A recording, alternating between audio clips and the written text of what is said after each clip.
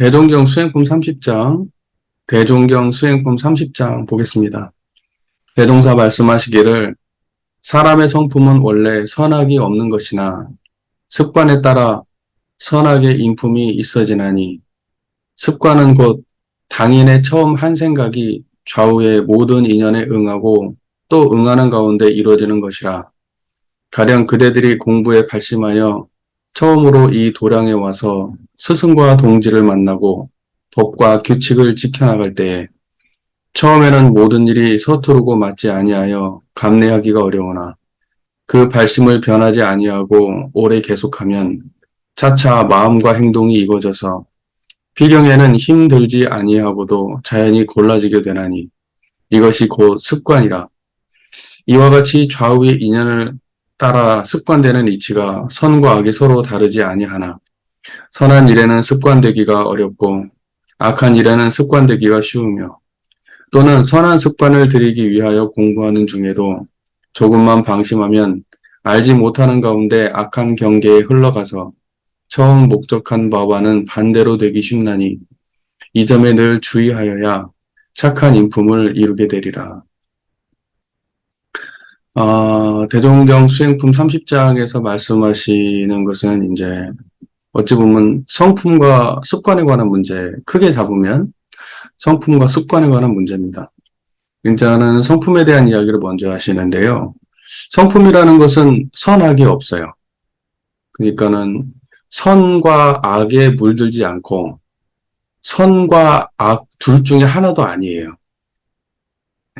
이것은 선하다고 할 수도 없고 악하다고 할 수도 없으며 선함과 악함에 물들어서 변화되거나 선함과 악함으로 뭔가 휘어지거나 이런 게 아니에요. 선은 선대로, 악은 악대로, 지음은 지은 대로 그대로 드러내줄 뿐이지 선과 악에 관여하거나 선과 악에 영향을 미치거나 선과 악의 의지를 갖거나 하지 않아요.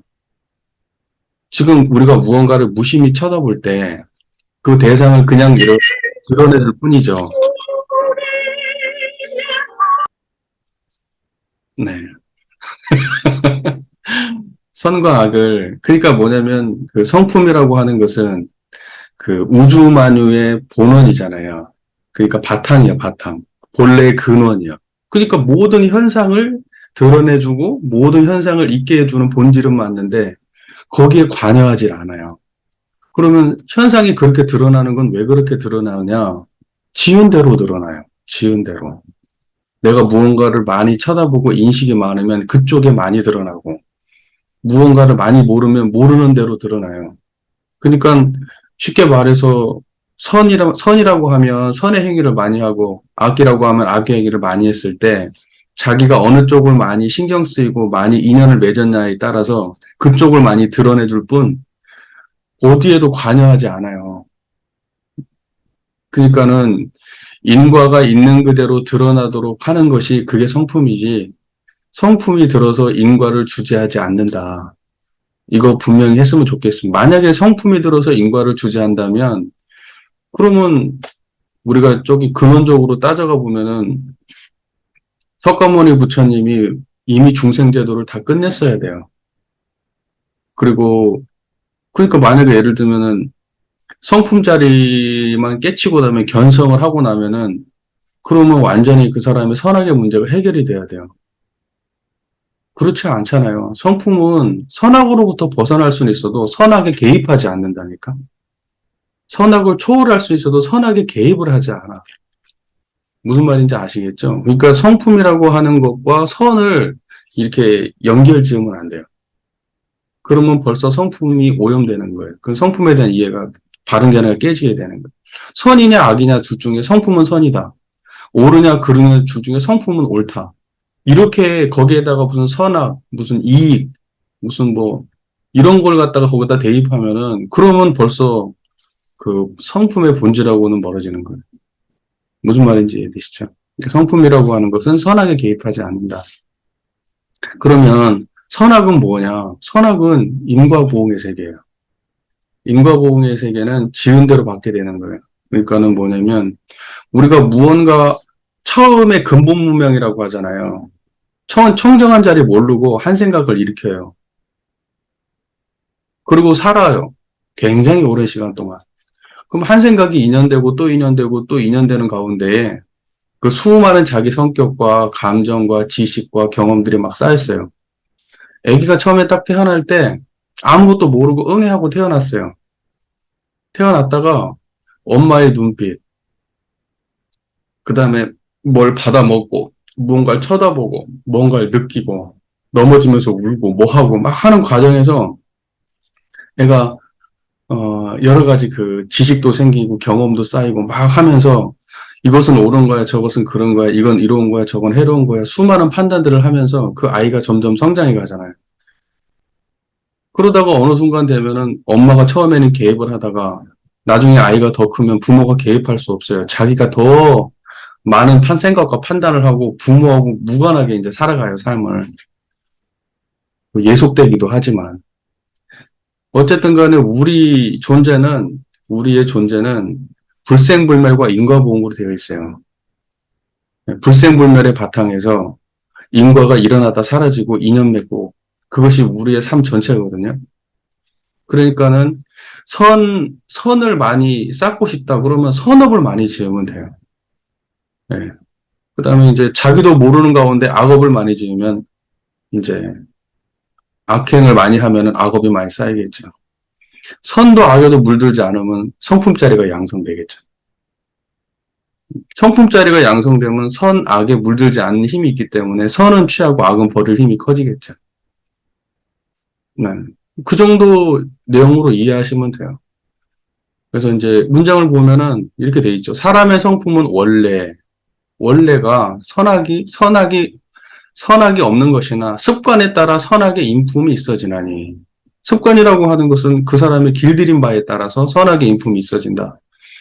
습관은 그 당인의 처음 한 생각이 어떻게 일어났다고? 그걸 보고 이제 보통 이야기할 때는 무명이라고 얘기하잖아요. 무명. 처음에 한 생각이 무명업상이라 그래요. 처음에 한 생각이 일어날 때 박지 않은 그러한 한 생각이 과거 전생부터 지어왔던 내면의 어떤 그 무엇과 만나면서 한 생각이 일어나요. 무언가를 그러니까 뭐냐면 참 희한하죠?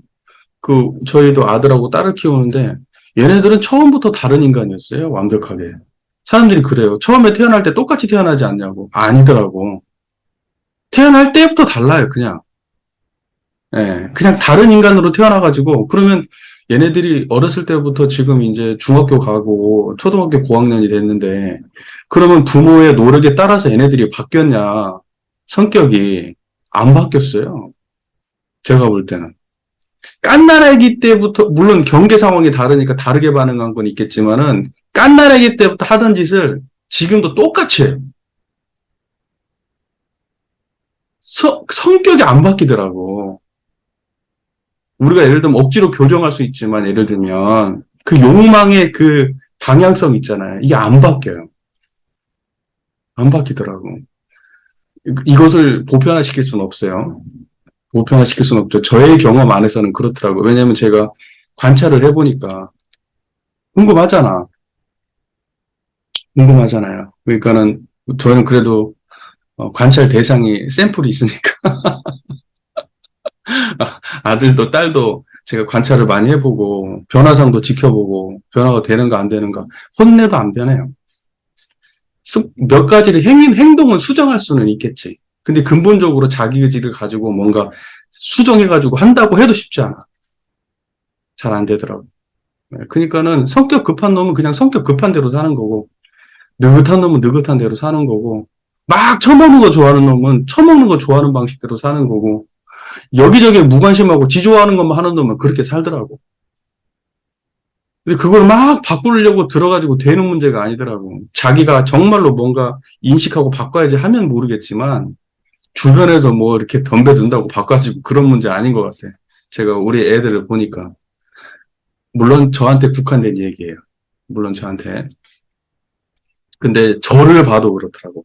그러니까 그리고 우리 정토를 봐도 그렇고, 벌써 꽤 오랜 시간 함께 우리가 지냈음에도 불구하고, 큰 틀에서 안 바뀌어. 큰 틀에서. 조금씩 뭐 예를 들면 뭐 이해가 안 됐던 걸 이해하면 좀 행동이 조금 뭐 배려할 수 있고 뭐 이렇게 조금 수정을 있지만 그 에너지 자체 있잖아요. 그 핵심, 그 사람의 성격을 규정하는 어떤 핵심 있죠. 안 바뀌더라고. 그러니까 옛날에 너 옛날 그대로다 막 이런 얘기 많이 하잖아요. 뭐 이렇게 오랜만에. 저희도 명절 때 동창들 만나고 그렇게 어쩌다가 우연찮게 지난번에 좀 봤거든요. 거의 안 보고 사는데. 근데 그때 했던 짓 그대로야. 애들이 하나도 안 변했어. 그냥 그대로야. 그냥 얼굴만 늙었지. 그냥 그대로더라고. 근데 어머니 아버지를 봐도 그대로야. 그냥. 저희 어머니 아버지. 제가 어렸을 때 봤던 그 이미지 그대로야. 지금도. 어머니 아버지도. 그니까는 그 원래 가지고 나온 그 무엇이 있는데 그걸 어떻게 규정할지는 모르겠어요. 그걸. 이제 우리는 업이라고 얘기하죠. 전생에 가져온다고. 어쨌든 그거 하나 가지고 와가지고 처음에 세상에 뿌릴 때는 무명에서 튀어나와요. 청정한 자리 모른다고. 처음부터 가려가지고 판단해서 이 세상 경계하고 부딪히는 게 아니야. 우리의 아류야식에 저장되어 있던 어떤 그 무엇, 그 어떤 특정한 그 사람이 가진 고유의 에너지가 세상과 부딪히면서 무언가를 툭 만들어내. 그러다가 그 하나가 또 저기과 툭 부딪히고, 저기와 툭 부딪히고, 저기가 툭 부딪히면서 그러면서 선도 생기고 악도 생기고.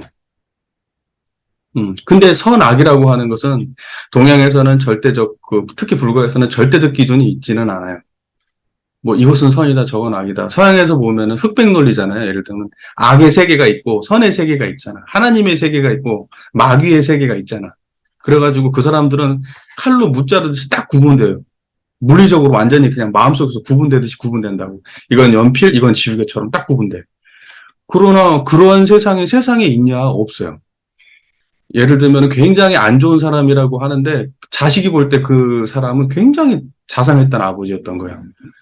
세상에서 볼 때는 사기꾼이었는데, 살인마였는데, 자, 엄마가 볼 때는 너무 사랑스러운 자식이었던 거야. 예를 들면 그런 거란 말이에요. 그러니까 뭐냐면 한 사람에 대해서 이야기할 때 절대적 악이 아니야. 선과 악이라고 하는 것은 그 행위가 타인에게 해를 주었느냐, 이익을 주었느냐, 또 누가 바라보느냐, 어느 관점에서 바라보느냐, 시점에서, 그리고 어떠한 시대에 바라보느냐, 막 이런 거에 따라서 동일한 행동에 대한 해석이 너무 달라지는 거예요. 그렇기 때문에 선과 악이라고 하는 것을 절대적으로 구분할 수는 없어요. 선과 악이라고 하는 것은. 그러니까 우리는 그렇게 바라봐야 돼요. 그러니까 선과 악은 이렇게 바라봐야 돼요. 중도에 맞냐 아니냐, 예를 들면. 그때의 중도라고 하는 것은 이제 마음자리를 말하기도 하지만은 우리가 행위를 볼 때 근본적으로는 청정한 자리가 드러나야 중도지만은 우리가 이 현상을 딱 바라볼 때 지금 이 순간에 모두에게 유익되는 길을 내가 선택하고 했느냐. 그러면 이것이 그래도 자리타의 기준에 맞거나 그러면 이것이 정의이고 선이라고 규정할 수 있고 자리타의 어떤 그런 기준에 부합하지 않는다. 그러면 이게 악으로 규정될 수는 있죠. 하지만 절대적으로 고정된 선악의 모습은 없는 거죠. 인과의 세계 안에서는. 인과의 세계 안에서는 절대적 선악의 규정은 없는 거예요. 시간에 따라 바뀔 수 있는 거고, 대상에 따라 바뀔 수 있는 거고, 생각의 기준에 따라 바뀔 수 있는 거고, 시대에 따라 달라질 수 있는 거고, 그렇기 때문에 그런 건 없는 거예요. 근데 우리는 항상 보면은 규정하죠. 저건 선이다, 저건 악이다. 그걸 벗어나지 않으면 곤란합니다. 근데 그걸 벗어나지 못하는 것 자체가 사실은 선악으로 따지면 악에 가까운 거예요. 분별성과 주착심 자체가. 그러니까 내면에 근본적으로 무언가를 고착하고 편착돼 있고 뭔가 이러면은 그 자체가 악한 행동이라고. 선악으로 따지면. 무슨 말인지 이해가 되시잖아요. 그러니까 그걸로부터 벗어나려고 하는, 그걸 갖다 집착하지 않으려고 하는 그런 태도 자체가 선한 행동이라고. 그러니까 선악이라고 하는 것은 행위 이전에 벌써 우리 마음의 태도에 있다고.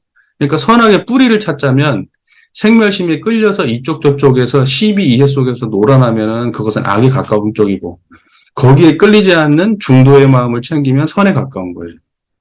그러니까 근본적으로 선악의 문제는 행위가 나타나기 이전에 마음속에 청정한 자리를 챙겼냐 아니면 편착되어 있고 집착되어 있느냐 여기에서부터 시작되는 거라고 봐야죠.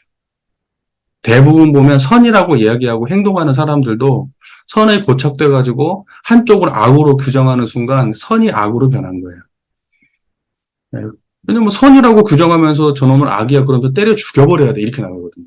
저놈은 악한 놈이니까 세상에 없애버려야 돼. 이렇게 나중에는 나가버려요. 그러면 그 선이 처음에는 선한 거라고 자기가 스스로 생각하고 했지만, 결과적으로는 악한 게 됐잖아요. 선하다고 생각하는 두 세력이 싸움이 붙어가지고, 사람이 죽어나갔어요. 그러면 그 두 선은 뭡니까? 두 악이에요, 결과적으로. 사람을 죽였으니까. 엄청나게 많은 사람을 피해를 보게 하고. 그러니까는 제가 하고 싶은 이야기의 그 핵심은 뭐냐면, 인과보응의 세계 속에서는 선악을 절대적으로 구별할 수 없다. 네, 그리고 그렇게 지금 현재 우리가 살고 있는 이 세계 속에서 이것은 선하다, 저것은 악하다, 이렇게 얘기하려면, 그러면 굉장히 그 고준해야 돼요, 수준이. 굉장히 폭이 넓어야 돼. 이해의 폭이나 경험의 폭이나 이런 것들이, 인간에 대한 깊이 있는 이해나 이런 모든 것들이 아주 수준이 높아야 그나마 그 가운데 중도를 잡을 수가 있는 거고, 중도를 잡으면 선에 가까운 거죠. 네. 그 정도 수준으로 이해하면 좋을 것 같아요. 그러니까 예전에 제가 이 본문을 보는데 너무 이해가 안 된 거예요. 습관은 곧 당인의 처음 한 생각이 좌우의 모든 인연에 응하고 또 응하는 가운데 이루어지는 것이다. 근데 나는 옛날에 이 말이 이해가 안 됐어. 난 지금 이 문장을 봐도 예전에 내가 이걸 이해 못했다는 게 지금 딱 떠오를 정도로 이해가 안 됐어. 난 이게 무슨 말이지? 지금 보면 아무것도 아닌 말 같잖아. 네. 학부 때 이 문제, 이게 무슨 말인지를 몰라가지고 되게 고민을 많이 했던 기억이 나요. 지금 읽으면 그냥 알겠지만. 네. 재밌지. 재밌지. 왜 이게 이해가 안 됐을까? 음. 근데 그때는 습관이라고 하는 것을 생각과 연결을 짓질 않았던 것 같아. 습관이라고 하는 것은 뭔가 내가 신발 잘 놓는다, 이런 거하고 연관 지었던 것 같아요. 그게 뭔가 이게 아구가 안 맞는 거예요. 보세요. 습관이라고 하는 것은 물론 이제 우리가 그러면 업은 행이에요, 행. 행인데, 그 행이라고 하는 것은 뭐냐면, 그 사람이 보는 거, 듣는 거, 우리가 육군을 작용하잖아요. 안, 이입, 이설, 시인의 육군을 작용하는 것을 작업, 업을 짓는다고 하고, 그 모습에 어떤 일관된, 일관된 모습 있잖아요. 아까 얘기했다시피 사람이 보니까 안 고쳐지더라. 어떤 그 반복되는 그 일관성을 가졌단 말입니다. 그 사람의 그 육군 동작의 행에 대해서. 이제 그걸 보고 습관이라고 얘기하는 거고, 그 습관은 원래부터 그냥 형성된 게 아니고 굉장히 오랫동안 이 생각과 저 생각과 이 행과 저 행이 계속 부딪히고 부딪히는 가운데 만나지고 만나지는 가운데 형성된 것이다. 네, 지금 이런 말이죠. 인과보응의 세계는 반드시 그렇게 형성이 됩니다. 자, 습관은 선악이 없으나, 이제 성품은 선악이 없으나 그러니까 성품이라고 하는 것은 불생불멸의 세계예요. 습관에 물들지 않습니다. 습관이라고 하는 건 인과보응의 세계예요. 이것은 인연관계 속에서 형성되는 거예요. 대동사께서 말씀하신 이 첫 번째 문장은 지금 이 말이에요. 정리가 잘 되셨죠? 그렇게 이해하면 됐어요. 그러니까 결과적으로는 두 가지를 다 드러내면 이론상에 대한 설명입니다. 물론 하나만 해도 이론상, 인과만 얘기해도, 불생불만 얘기해도 다 이론상에 대한 설명이지만, 저렇게 양변을 다 이렇게 동시에 설명할 때는 이론상 자리에 대한 이야기, 견해를 가지고 그냥 이해하시면 돼요. 불생불멸과 인과보응. 여기서는 습관을 인과보응으로 대별하는 말씀이다, 이렇게 이해하면 되는 겁니다. 자, 가령 그대들이 공부에 발심하여 처음에 도량에 와서 스승과 동지를 만나고 법과 규칙을 지켜나갈 때에 처음에는 모든 일이 서투르고 맞지 아니어 감내하기가 어려우나.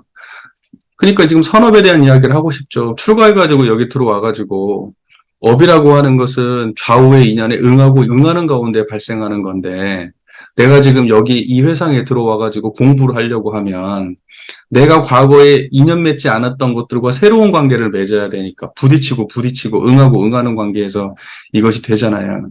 근데 그게 하루아침에 그런 모든 것이 적응되고 하는 건 아니겠지. 그러니까 어렵다고, 처음에는. 그 발심을 변하지 아니하고 오래 계속하면 차차 마음과 행동이 익어져서 필경에는 힘들지 아니하고도 자연히 골라지게 되나니 이것이 곧 습관이라. 습관이라고 하는 것을 본질을 딱 말씀해 주시죠. 습관의 본질은 뭐다? 처음에는 쉽지 않다. 하지만 오래되면 쉬워진다. 그러니까 악한 것도 오래 하면 쉬워지고 선한 것도 오래 하면 쉬워진다. 이거죠. 그러니까 선과 악이라고 하는 것은 본질이 다르지 않아요. 그냥 둘 다 생멸심이에요. 생멸심. 생멸심. 생멸심의 본질은 뭐냐? 처음에는 어렵지만 갈수록 쉬워진다. 그 다음에 이렇게 돼 있죠. 이와 같이 좌우의 인연을 따라 습관되는 이치가 선과 악이 서로 다르지 아니하나. 무슨 말인지 이해가 되시죠? 습관되는 이치는 똑같다. 어때요? 처음에 한 생각이 일어나고 그 한 생각이 좌우의 인연에 응하고 응하는 가운데 형성되고 그 이치는 선한 습관도 마찬가지고 그렇게 형성되고 악한 습관도 그런 식으로 형성된다. 습관이라고 했지만 습관은 업을 말하는 겁니다. 업. 습관, 그럼 우리가 일상 용어처럼 들리지만 불과적으로 따지면 습관은 업이에요. 업. 그러니까 그건 그렇게 형성이 되는 거예요.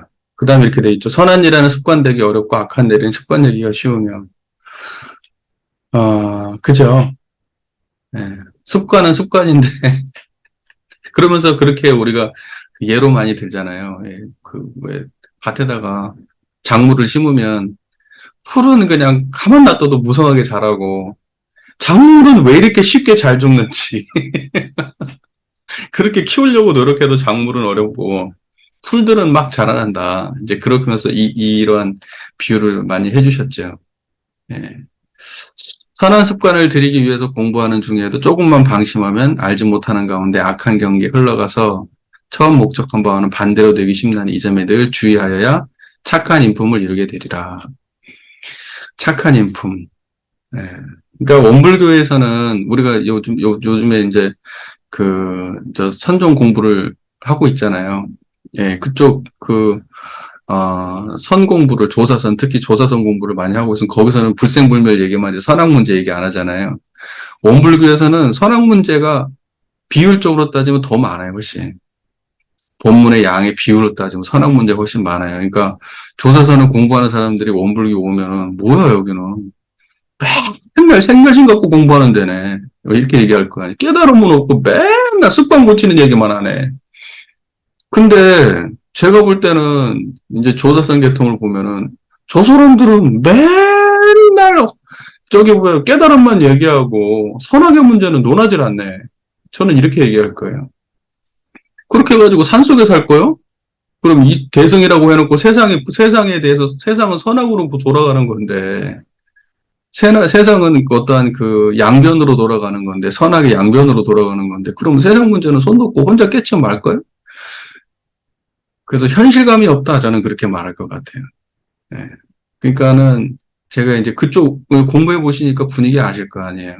근데 이제 이쪽 분위기는 아니에요. 원불교는 철저하게 근다고 해서 그 깨달음의 문제에 대해서 등한시하지 않아요. 깨달음의 문제를 근본 삼고 이것을 쉽게 넘어가 버려요. 저쪽에서는 이 문제만 불생불멸 얘기만 주구장창하잖아요.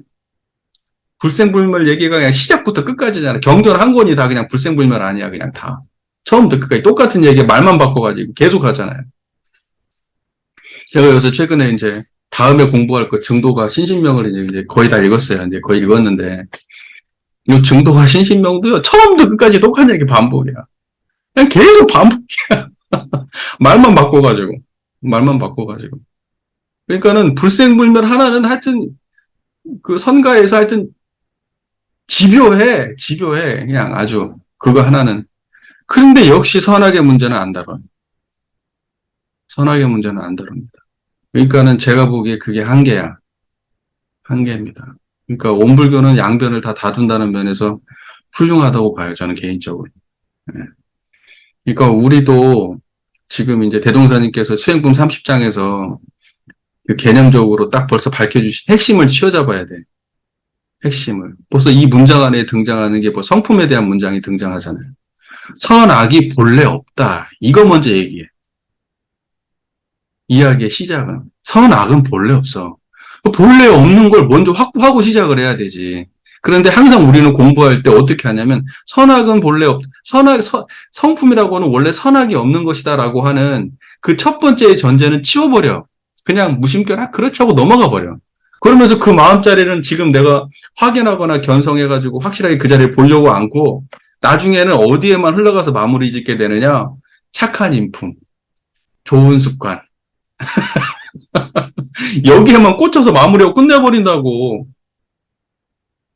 대종사께서는 여러분 잘 아셔야 될 게 대종사께서는 불생불멸이라고 하는 전제를 비교적 쉽게 다뤄요. 거기에다 많은 시간 할애를 안 해. 그건 너무 당연한 거라고 생각해서 그래요. 왜냐면 그 문제는 너무 단순하고 별로 복잡하고 어려운 문제가 아니에요. 선악의 문제가 복잡하죠. 선악의 문제가. 생각을 하고 판단을 하고 행동을 하는 문제가 복잡하지. 돈, 오, 불생불멸을 깨닫는 문제는 복잡하지 않아. 대종사께서 그 문제를 별로 어렵게 안 다룬다고. 그래서 뭐라고 말씀하세요? 앞으로는 10세 전후로 다 깨서 초견성은 다 하고 들어온다고 말씀하시잖아.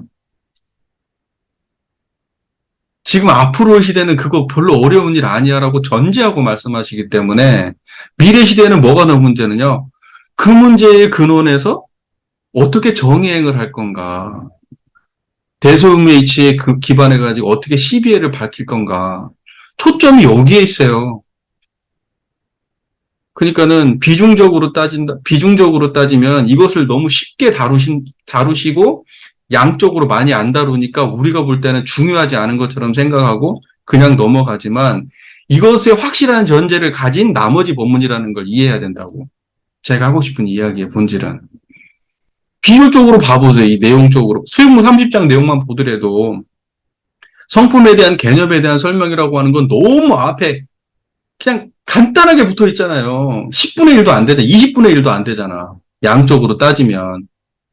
그죠? 하지만 이 전제가 없이 이 본문을 읽으면 어떻게 되겠냐고. 선한 습관을 어떻게 기를 건데? 선한 습관을 제대로 기르려면 원래 성품이 선하게 물들지 않는다. 라는 그 전제를 가져야 내가 선과 악의 문제가 닥쳤을 때 선을 취하기가 수월해지지 않아요. 그 힘으로. 선하게 끌리지 않는 힘으로 선을 취하는 거지. 또 선하게 끌리지 않는 힘으로 악을 내려놓는 거고. 습관을 들이려고 할 때 수많은 번뇌와 하기 싫음이 문제가 올라올 때 그건 어떻게 정리할 거냐고요. 그러니까 선한 습관을 들인다고 하는 거에 대해 전제는 선악이 없는 자리에 근본해야 된다는 거예요. 그래서 앞에 먼저 짚어, 그 문제를. 그런데 그것은 그냥 그렇군 하고 딱 끝내버려, 단절시켜. 그리고 뒤에 것만 이해해버린단 말이에요. 그러니까 우리의 교리 이해가 여기서 벗어나야 된다고. 항상 대종사께서는 그래서 대전제가 이 정전에도 이론상의 진리신앙 수행 소문 보복 개송이 쭉 있듯이 이론상의 전제를 가지고 모든 법문을 봐야 되고 인과를 얘기할 때는 그 이면에 불생불멸에 대한 전제가 있다는 걸 인식하고 인과를 읽어야 된다는 얘기지. 자꾸 그런 식으로 지금처럼 하는 방식으로 불생불멸한 자리는 배제해버린 상태로 인과보응의 중심으로만 설명을 해버리면 그럼 골치 아파요. 진짜로. 아무것도 아니야, 진짜 그거. 그냥 상식적 수준의 얘기밖에 안 돼버려. 어떤 교무님이 정말 열심히 성실하게 공부를 했어. 어떤 교무님이 성실하게 열심히 공부를 했어. 일기도 열심히 쓰고 뭣도 하고 막 그랬어. 그래서 그거 할 때는 만족해. 그거 할 때는 만족해. 그런데 실제로 마음의 근본 문제가 해결이 안 돼. 그러니까 조금만 경계 만나면 또 와르르 무너져버려. 그리고 무언가를 하고 있다는 만족감으로 살아가는 거야. 이거 할 때 내가 내 목표에 이뤘다 그러면 그 만족감으로 살아가. 실제로 성품은 못 본다고. 또 경계가 들어오면 한순간에 무너져버려. 한순간에. 와르르. 그리고 또 목표를 정해갖고 또 이만큼 하면 되겠거니 하고 또 그 목표를 정해서 또 막 해요. 그게 윤회잖아. 그래서 내가 그랬어. 선도 악에도 하고 싶은, 내가 지금 뭔가 지금 뭐 해도 문제되고 안 해도 문제되지 않는. 그러한 그 마음의 본성자리를 확인해야만이 넘어가지. 복지어가지고 열심히 노력해가지고 해결되는 거 아닙니다. 그래서 6조 단경에서 정말 그 핵심적인 얘기가 앞에 나오잖아. 5조 홍인대사가 했던 말. 방을 써붙일 때 했던 말. 사람들이 그거 중요하게 생각 안 하는데 저는 그거 아주 중요한 거라고 생각하거든요. 사람들한테 이제 그 깨달음을 이제 지어서 가져와라. 그렇게 할 때 앞에 전제에서 했던 말이 있잖아요. 사람들이 그 복 짓고 이런 것만 자꾸 이야기하고 뭔가 선업 짓고 악업 짓고 하는 것만 사람들이 그러고 사는데 생사 문제 해탈할 생각을 안 한다. 생사는 절대로 복 지어서는 넘어설 수 없다. 그런 얘기 하잖아요. 깨달아야만 생사 문제는 해탈한다. 당연한 거지. 너무 당연한 거지. 근데 우리는 깨닫지 않고도 생사 문제를 해탈할 수 있다고 생각한다고. 안 돼. 깨닫지 않으면은 해탈을 못 해요. 생사 문제 해탈을 못 하고 시비로부터 자유롭지 않아. 선악 양변에 치우쳐서 산다고.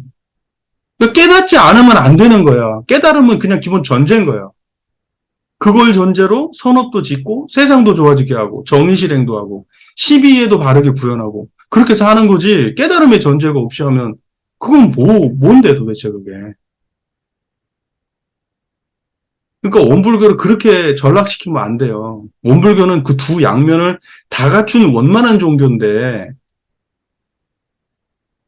우리의 부족함으로 인하여 한쪽을 완전히 사장시켜버리고 한쪽만 이야기하는 종교로 돼버리면 그것도 불생불멸도 아니고 인과보응의 세계만 가지고 이야기를 해버리면 그러면 이건 어떡하냐고. 그죠? 그러니까 수행품 30장 이거 본문을 볼 때도 짧게 나왔지만 대종사께서 분명히 언급하신 이 짧은 내용이 이것이 아주 근본을 먼저 세우고 하신 말씀이다라고 하는 그런 차원에서 이걸 받아들여야 된다는 얘기예요. 그죠? 그러니까는 성품에 대한 이야기를 했고 불생불멸이죠. 그 다음에는 습관에 대한 이야기를 하십니다. 습관에 대한 이야기. 이것은 인과보응의 세계다. 이 두 가지를 원만하게 지금 말씀하신 거예요. 자, 무슨 말인지 이해가 되시죠? 예. 요 정도로 수행품 30장 좀 정리를 좀 해보도록 하겠습니다. 예. 그러니까는 이제 여기에서 핵심은 성품에 대한 이야기는 여러분이 기본적으로 잘 아시죠. 선악을 드러내지만 선악에 물들지 않는, 선악으로서는 논할 수 없는 그거. 선악의 양변으로서는 만날 수 없는 자리. 그게 성품이죠. 지금 제 얘기를 듣고 있는 바로 거기죠.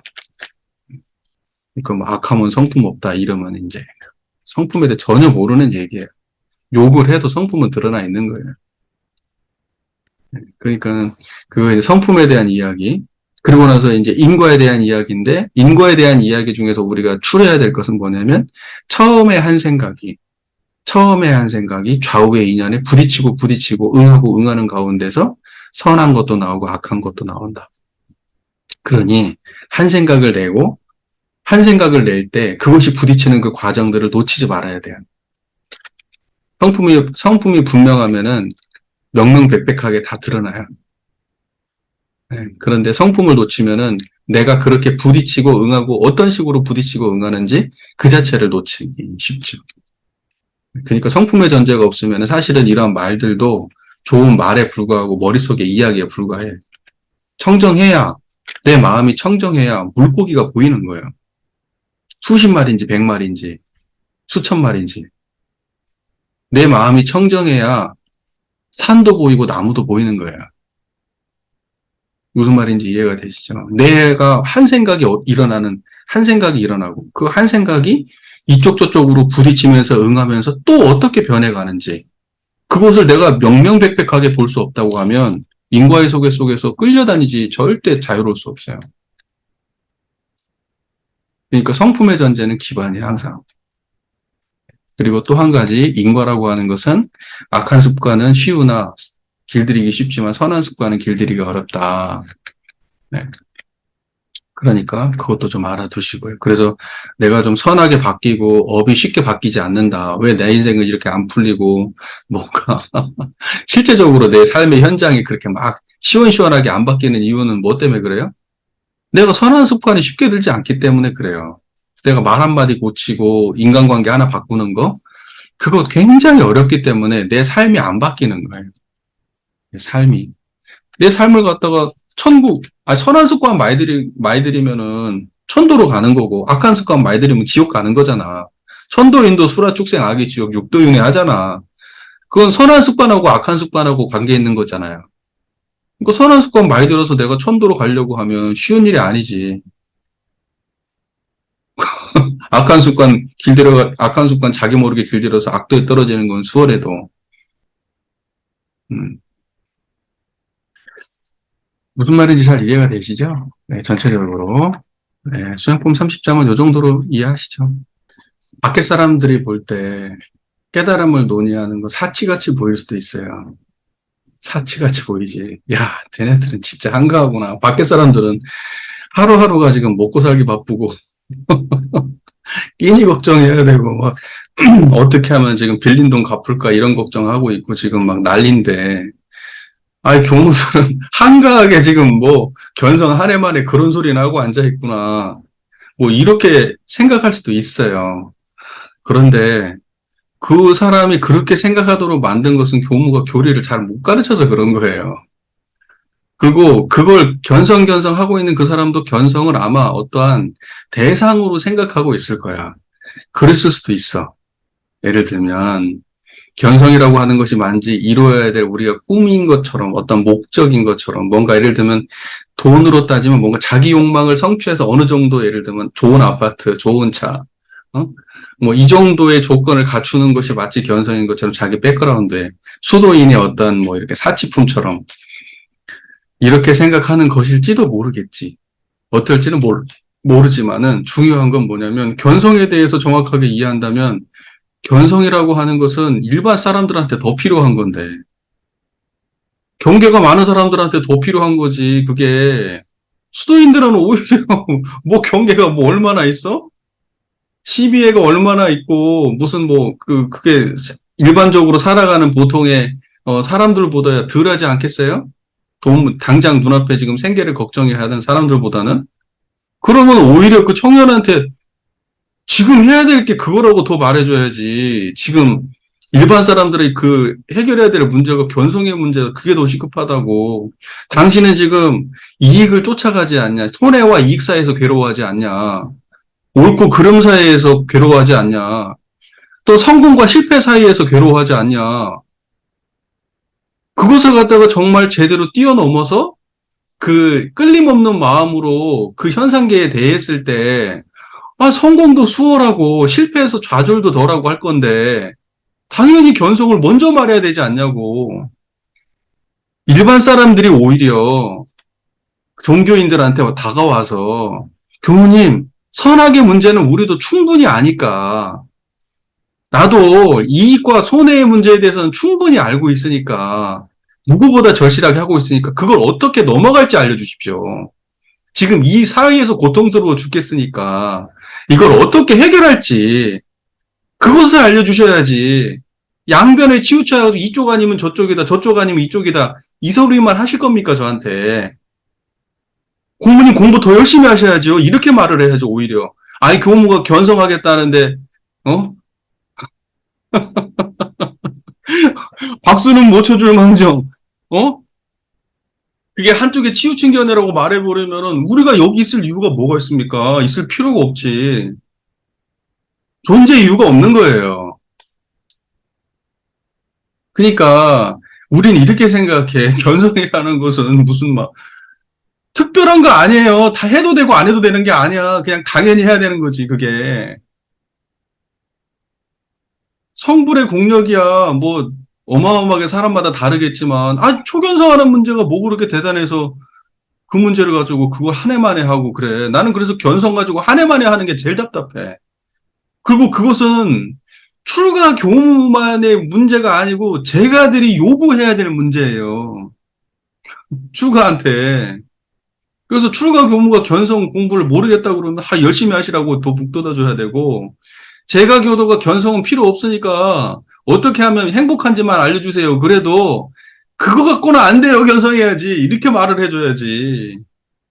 내가 아까 말했잖아. 생멸 사이에서 괴로워하고 있는 교우님한테 내가 그랬어. 딱 하나밖에 없다. 견성해라. 견성 아니면 초월 없다. 어차피 현상에서 그냥 이쪽 아니면 저쪽에서 휘둘려가지고 일 잘 되면 좋아하고, 실패하면 괴로워하고, 이러면 좋아하고, 저러면 싫어하고, 맨날 이사해서 왔다 갔다 할 텐데. 그런데 자기 삶을 놓고 보니까 괴로운 게 더 많아. 그럼 어떻게 할 건데, 그러면? 그러면 좋은 걸 더 많이 해가지고 괴로운 걸 잊는 방식으로 공부할 거야, 그러면? 죽을 때까지 계속 아등바등. 아니, 조금만 공부해가지고 견성하면 수월하게 내려놓는 노는 힘이 생길 텐데, 괴로우면, 상황은 그대로 와요. 인과적 노력의 수준에 달라지지 않으면, 내 생각의 수준이라든가, 취사의 수준이랄까, 이런 게 달라지지 않으면 상황은 와. 어차피 오는 상황을 내가 내려놓고 안 내려놓는 그 힘은 내가 견성했냐 못했냐에 따라 달라지는 거야. 근데 그 힘이 있어야 다음의 상황에서 힘도 키울 수가 있는 거라고. 좌절하지 않으니까. 다급하지 않으니까 여유가 생기니까 또 생각도 달라지고요. 그러니까 그 여러 가지 그 앞으로 발생될 그 선업의 인과에 가장 근저에 뭐가 있어야 되냐면 그 깨달음이 있어야지. 그런 얘기 나오면 오히려 잘 가르칠 생각을 해야지. 그 얘기를 듣고 난 다음에 쫄아가지고 그러면 되나? 자기 잘 모른다는 얘기야. 그 얘기가 들었을 때 변론을 잘 해야지. 그래서 그 사람도 깨우치게 만들어줘야지. 견성이라는 건 이런 거기 때문에 견성하자는 겁니다. 이렇게. 견성이라고 하는 것은 당연히 우리가 이론상을 신앙의 대상과 수행의 표본으로 모시는 게 전제된 종교이기 때문에 이론상은 중요합니다. 그거 없으면 우리 신앙 없고 수행도 없습니다. 여러분들이 여기 앉아 있는 이유는 다 이론상짜리 깨쳐가지고 삶에서 해탈도 하고 초월도 하고 하면서도 복도 짓고 정의행도 하면서 살자고 여기 앉아 있는 거지. 이론상 빼고 견성이 이론상이니까 그거 빼고 다른 거 뭐 주변적인 것만 하자고 여기 앉아 있는 거 아닙니다, 여러분. 원불교의 종교 이유? 파랑구 일제생명을 광대무량한 낙원으로 인도하자는 건데, 당장 여기 와가지고 예를 들면 복락을 구하려고 하면은 여기 앉아서 이러고 하는 시간대 가서 일을 더 하라고. 차라리 그 일에 대해서 연구를 더 하고 전문가를 만나라고. 여기에서는 그 사람의 생계에 대해서 어떤 것도 못 줘요. 뭘 줄 수 있는데 여기에서. 그런 내용이 어디 있는데. 일반 사람들이 생계를 갖다가 책임질 수 있어요, 원불교에서? 원불교에서 줄 수 있는 건요. 그냥 일원상과 사한사와 삼합팔조밖에 없어. 그러니까 우리가 뭘 줄 수 있고 뭘 못 주는지 명확하게 해야 돼요. 사회 사람들한테는 그 사람들이 살아가는 방식이 있고 돈 버는 원리가 있고 다 그런 거예요. 그러니까 어설프게 교무님들이 뭔 사업하고 뭐 하면서 다 말아먹고 그러는 게 무슨 뭐 원불교 일원상 사한사와 삼합팔조 하면 무슨 사회생활도 다 하는 것처럼 착각하니까 그런 문제 발생하는 거라고. 그 돈 버는 지혜는 돈 버는 사람들한테 가서 배우는 거예요. 원불교는 마음 쓰는데 배우는 거고, 마음을 잘 쓰면 부수적으로 그런 모든 것들이 따라오기 때문에 근원을 다스리는 것을 하는 것이 원불교지, 돈 벌고 행복하고 하는 것은 그런 지말적인 것은 그쪽 가서 배워야 된다고. 한계를 안 둬요. 내가 보면, 가만히 보면. 종교인들이. 한계가 없어. 자기네들이 예를 들면 신앙하면은 모든 게 다 되는 줄 알아. 자기가 수행하면 세상 모든 문제로부터 다 해결되는 줄 알아. 착각도 이만저만이 아니야. 착각도 이만저만이 아니라고. 그냥 우리가 하는 것은 근본을 다룬다는 건 분명해. 왜? 마음을 다루니까. 마음을 다루니까 근본을 다루는 건 분명하지만 마음의 근본처를 다룬다고 해서 지말적인 게 다 잘 되는 건 아니라니까. 견성했다고 해서 저기 뭐야 숫자 계산 잘해요? 견성했다고 해서 물리학을 해요? 견성했다고 해서 무슨 뭐 사회생활을 잘해요? 아니라고 그런 거. 근데 견성을 하고 그러니까 이론상짜리를 정확히 잘 알아서 십이선악과의 염정제법의 제호를 일미를 이루게 되면 현상에 나가가지고 물들지도 않아. 그리고 거기서 상처받지도 않고. 그러니까 마음의 근본 힘이 생겨. 그러니까 배우기도 수월하고 치우치지도 않고 판단할 때 그런 어떤 실제 현상에 나가가지고 그 모든 것을 해낼 수 있는 근본 역량이 생기는 거지. 근본 역량이 있다고 해서 다 되는 건 아니라고. 뭔 말인지 아시잖아요. 그러니까 축구를 하려면 기초 체력이 있어야 될 거 아니야. 기초 체력이 있어야 연습도 하고 실제로 필드에서 뛸 건데 기초 체력이 없네? 그런데 방법만 잘 알아. 그런다고 할 수 있는 건 아니잖아요. 마음 공부라고 하는 것은. 그래서 이제 그 기초 체력을 가지고 그 기본적으로 이 피지컬이 있어요. 아, 이게 휘두르는 것도 연습도 하고, 지쳐도 그 지침에 물들지 않으면서 또 다시 연습할 수 있는 힘도 생기고, 아, 그러면서 나중에는 골프도 잘 치게 되고 그러는 거 아니겠어?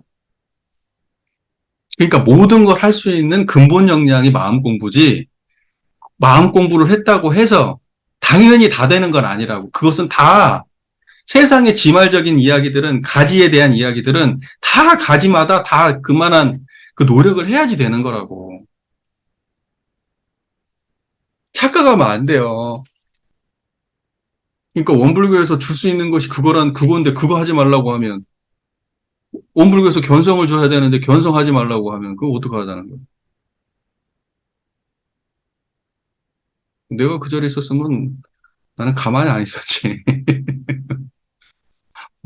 뭔 소리 하냐고 지금 여기서. 그거 안 할 거면 여기 왜 있는 거냐고. 그렇게 얘기해야지. 그거 안 할 거면. 물론 이제 교무님을 탓할 건 아니지만은, 교무님이 휘두르면 어떻게 지금 1년, 2년도 아니고 왔다 갔다. 왔다 갔다 하면 안 돼요. 자기가 지금 공부하고 있는 그 체험을 믿으세요. 예, 왔다 갔다 하지 마세요. 딱 주관을 가지고 그렇게 해야 되지. 예. 아무리 우리는 그 재가를 존중하는 마음이 있으니까, 재가가 어떠한 우리가 생각하지 못한 출가를 공격할 때 이런 생각을 해. 재가가 출가를 공격하면 우리는 이런 생각을 한다고. 아, 우리가 재가한테 배워야 되겠구나. 이렇게 생각해. 겸손하게. 왜? 우리는 공부인이니까. 그럴 때도 있어야 되지. 하지만 견성의 문제에서 양보하면 어쩌자는 거예요? 다른 건 양보해도 그건 양보하면 안 되지. 나 우리 교당에서 교도님들 계시지만, 교도님들이 예를 들면 자식 문제 얘기하고 뭐 정치 문제 얘기하고 뭐 당신의 살아온 경험 문제 얘기해요. 똑같은 얘기를 반복적으로 하셔. 1시간이고 2시간이고 나는 한말 않고 배워요. 듣고 또 들어. 왜? 내 경험이 아니잖아. 나는 배워야 되잖아. 그 입장은 내가 전혀 모르는 거잖아.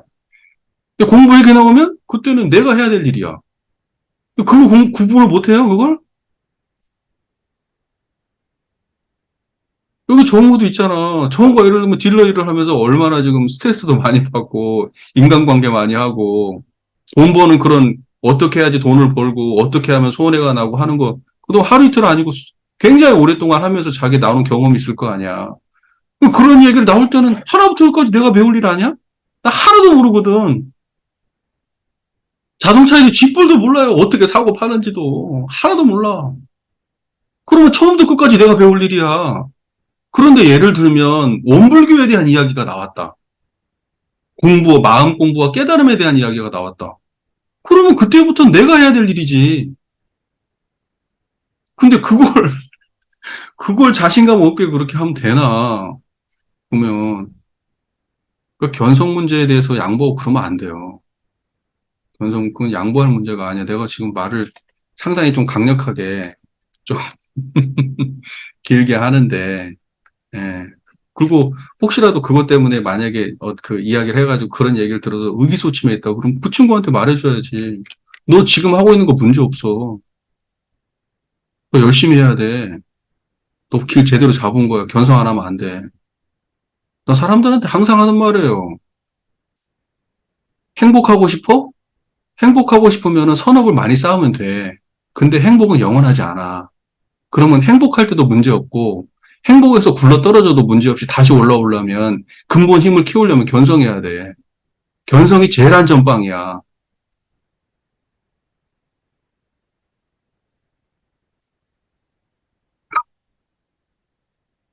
맨날 가면은 막 제가 교도님들은 불공해야 된다고 불공해야 된다고 산에 가가지고 막 뭐 쌀 사가고 뭐 사가가지고 불공 열심히 하시지. 절에 가서 왜 불공해요? 복 지으려고. 왜 복 지어요? 극락 살라고. 복을 많이 지어야 극락하지. 선업도 많이 지어야 되고 사람들한테 나쁜 행동하면 안 되고 그러면 극락하지.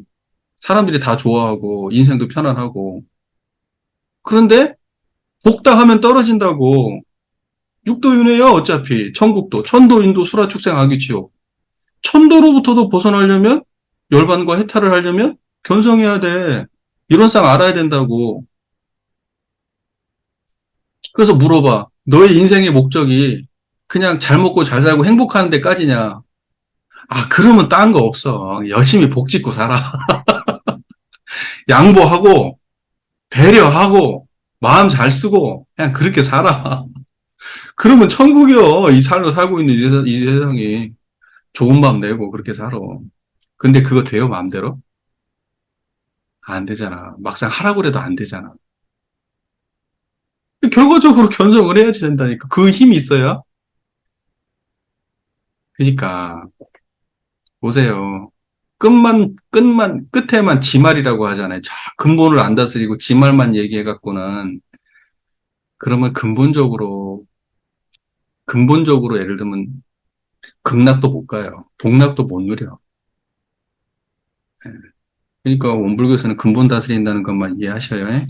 그런 거 가지고 왔다 갔다 하지 마시고. 우리의 전문 영역에 대해서는 분명하게 상황이 닥치면 바로바로 이야기하고, 얘기할 수 있어야 되지. 저쪽에서 얘기하는 건 그 사람 잘 몰라요, 여기에. 웬만큼 공부해서는 출가해가지고 전문적으로 공부하는 사람만큼 알기 어려워요. 예, 웬만한 사람은 힘들어요.